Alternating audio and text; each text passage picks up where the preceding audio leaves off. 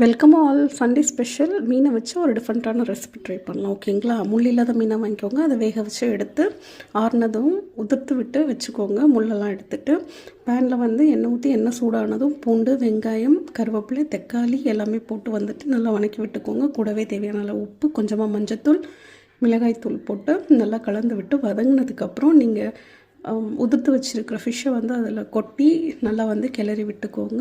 ஒரு 5 மினிட்ஸ் விடுங்க. சிம்லியை வச்சு செஞ்சுக்கோங்க. 5 மினிட்ஸ் விட்டுட்டு அதுக்கப்புறம் வந்து பெப்பர் தூள் அண்ட் துருவின தேங்காய், கூடவே வந்து கொத்தமல்லி போட்டு ஒரு பரட்டி சர்வ் பண்ணுங்கள். சூப்பராக இருக்கும். ஃபிஷ் வந்து அந்தளவுக்கு ஸ்மெல் தெரியாது. சாப்பிடாத குழந்தைங்க கூட விரும்பி சாப்பிடுவாங்க. இதுக்கு பேர் வந்து ஃபிஷ் பெரட்டல். ஓகேங்களா? கண்டிப்பாக வீட்டில் ட்ரை பண்ணி பார்த்துட்டு எப்படி இருக்குன்றதை கமெண்ட் பண்ணுங்கள். கண்டிப்பாக ட்ரை பண்ணி பாருங்கள். எனக்கு சப்போர்ட் பண்ணுற எல்லாத்துக்குமே ரொம்ப ரொம்ப ரொம்ப நன்றி.